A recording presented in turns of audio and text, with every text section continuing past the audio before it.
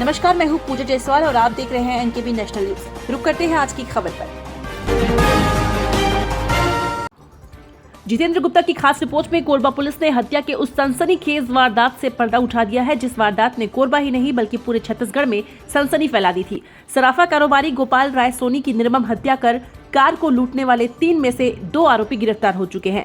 रविवार की दोपहर बिलासपुर रेंज के आईजी डॉक्टर संजीव शुक्ला और एसपी सिद्धार्थ तिवारी ने पूरे मामले को खुलासा किया। बताया जा रहा है कि घटना दिनांक को आरोपी मृतक के घर की दीवार फांदकर भीतर घुस गए थे और जैसे ही रात के वक्त गोपाल सोनी घर के भीतर घुसे धारदार हथियार से हमला कर दिया। इस घटना में उनकी दर्दनाक मौत हो गई। इसके बाद आरोपी सूटकेस में रखी दुकान की चाबी लेकर फरार हो गए।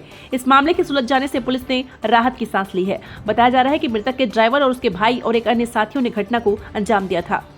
बताया जा रहा है कि सूटकेस में रखे चाबी को लेकर सराफा दुकान में जेवरात ले जाने का पुलिस फरार आरोपियों की तलाश में जुटी हुई है। पुलिस ने 300 सीसीटीवी फुटेज को खंगाला है। ये बता पाएगा कि क्यों उसको मारने की स्थिति क्यों बनी थी? जोर से बोलो। देख लिया था तो इसकी वजह से वो सूरज वार कर दिया। सूरज को पहचान लिया, वो देख लिया ना, अपने सामने पड़ गया। उस पर वार कौन किया था? आप किए थे या सूरज किया? सूरज किया। किसी के हाथ में उंगली, किसी उंगली में चोट है, इसके भी चोट दी। सुबह 8 बजे मैं भी घटनास्थल पहुंचा। घटनास्थल पहुंचने के बाद जो प्रथम दृष्टया ये लग रहा था हम लोगों को कि ये घटना में जो व्यक्ति आया है उसके 2 उद्देश्य हो सकते हैं। या तो वो कोई संपत्ति संबंधी अपराध करने के लिए आया हो सकता है और या तो फिर वो जिस तरीके से चोट है वो किसी रिवेंज के तहत सिर्फ मारने ही आया था। यही 2 एंगल लग रहे थे, लेकिन बिल्कुल शून्य में थे। कोई भी क्लू नहीं था, कोई भी ऐसा सूत्र नहीं था जो आगे बढ़ सकते घटना पे।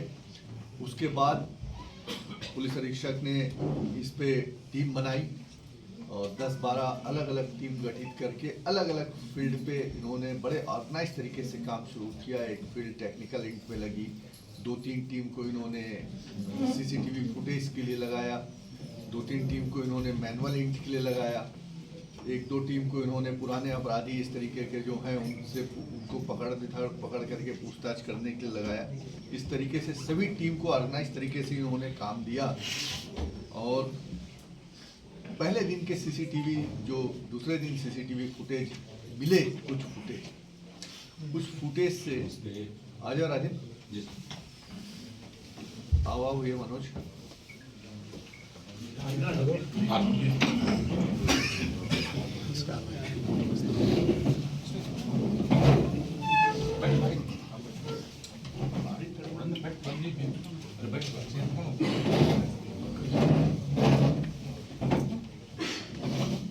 वरिष्ठ हो गए आप। Most senior. ये वरिष्ठ हो गए, आप लोग गरिष्ठ हो गए। आप तो वरिष्ठ से भी वरिष्ठ हो गए। सुपर सीनियर हो गए। तो उसमें सीसीटीवी फुटेज जो मिला उसमें 2 व्यक्ति संदिग्ध ऐसे दिखे जो मुंह में मंकी कैप लगाए थे और जो पीछे वाले रास्ते से 7:36 या 56 मिनट कुछ पे अंदर प्रवेश करते दिख रहे हैं गली में। और उसके बाद वो निकलते हुए वहां से नहीं दिखे और उसके बाद फिर सीधे उस वहां से जो निकलती हुई दिखी वो 10:01 या कुछ में कार निकलती हुई दिखी। तो जो 2 व्यक्ति अंदर गए थे वो पैदल गए थे, वापस नहीं आए और फिर कार में निकले और कार में जो व्यक्ति बैठ रहा था वो व्यक्ति उसी तरीके का जैकेट पहना हुआ था और हुलिया था जो 2 व्यक्ति पैदल गए थे। तो ये क्लियर हो गया कि जो लगभग ये स्पष्ट हो गया था कि जो लोग 2 लोग पैदल गए हुए हैं वो लोग ही इस घटना में शामिल होंगे और वही गाड़ी लेके इसके भागे। उसके बाद दूसरा चैलेंज ये था कि गाड़ी को किस रास्ते पे गए हैं ये देखना। तो जैसा कि होता है सभी जो टोल प्लाजा है वो चेक किए गए, किसी टोल प्लाजा से वो गाड़ी निकली नहीं थी। जब किसी टोल प्लाजा से नहीं निकली थी तो ये स्पष्ट हो गया कि गाड़ी कहीं शहर में ही आसपास है। फिर इन्होंने करीब सभी रूट के सीसीटीवी कैमरे चेक कराना शुरू किया तो इनको दर्री मोड़ पे दर्री मोड़ पे ना उस फरसाभाटा के पास एक सीसीटीवी फुटेज में उस गाड़ी का फुटेज इनको मिल गया वो गाड़ी में। तो ये क्लियर हो गई कि गाड़ी यहीं कहीं है। फिर इन्होंने मैनुअल इंट और अपने सब लगाया, तो उसके आधार पर इनको गाड़ी रिकवर हुई, जहाँ पे गाड़ी अभी लाल घाट के पास जहाँ पे मिली।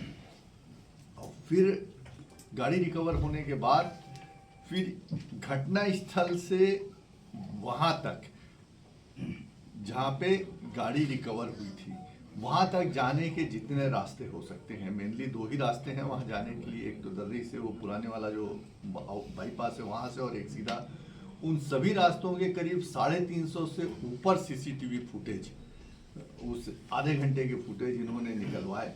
और 350 सीसीटीवी फुटेज को ला के पूरा एक ऑफिस बना के उस पर 10-12 कैमरे टीवी लगा के, कंप्यूटर लगा के पूरी एक टीम लगी उस सीसीटीवी फुटेज को देखने के लिए। तो उन सीसीटीवी फुटेज को देखने में ये स्पष्ट हो गया कि ये गाड़ी किस रूट से गई है, क्योंकि हमको रूट भी मिल गया उस गाड़ी का जिस रूट से। और इसमें एक अच्छी बात ये रही कि जो सीसीटीवी फुटेज जहाँ गाड़ी पड़ी है वहाँ पे गाड़ी से उतरने के बाद जब लड़के जा रहे थे तो वो 10:22 के सीसीटीवी फुटेज, और यहाँ से गाड़ी निकली थी 10:01 पे। तो 10:01 से 10:22 में करीब 21 मिनट, कौन से रास्ते से 21 मिनट में गाड़ी वहां पहुंच सकती है, वो भी हमको एक सपोर्ट सिस्टम मिला कि हम चेक करें। तो जब ट्रायल रन किया तो जिस रास्ते से हमको शंका थी उस रास्ते से करीब 11 मिनट में गाड़ी वहां पहुंच जा रही थी। तो हमको अंदाज से हुआ कि इसी रास्ते से ये जा सकती है। तो 2-3 चीजें स्पष्ट हो गई थी कि एक तो हुलिया आरोपियों का स्पष्ट हो गया था, और हुलिया स्पष्ट होने के बाद यानी जैकेट, उनका पहनावा, उनके शारीरिक बनावट ये हमको स्पष्ट हो गई थी। और दूसरा, घटना स्थल में गाड़ी जहां से निकाला था वहां तक खून की बूंद पड़ी हुई, यानी अंदर से टपकते टपकते टपकते वो खून की बूंद वहां तक आई थी जहां पे उसने गाड़ी निकाला था। तो ऐसा लग रहा था कि जो आरोपी है उसको कहीं चोट लगी होगी, क्योंकि इतना जो वहां तक मृतक का शरीर अंदर था, उनका ब्लड यहाँ आने का सवाल नहीं उठता था। तो वहाँ जहाँ गाड़ी पार्क थी और गाड़ी निकाला गया वहाँ तक आखिरी खून की बूंद आई थी। तो ऐसा लग रहा था कि गाड़ी जिसने लाया है वो आदमी घायल होगा, उसको भी कहीं चोट लगी होगी। तो उस आधार पर इन्होंने मैनुअल एंड के लिए जो टीम बनाई थी वो ढूंढ मचाना शुरू करी। तो ये पता चला कि एक बस्ती में रहने वाला व्यक्ति मोहन मिंज नाम है जिसका, जो पुराने 3-4 मारपीट झगड़ा लड़ाई के जिसके अपराध हैं, उसके हाथ में चोट है और वो संदिग्ध है। उस आधार पर फिर इन्होंने मोहन मिंज को उठाया और उससे पूछताछ की। तो उससे पूछताछ करने पर इनको पूरा घटनाक्रम और घटना स्पष्ट हुई। और जो घटना स्पष्ट हुई वो इस प्रकार थी, घटना की कहानी, कि ये जो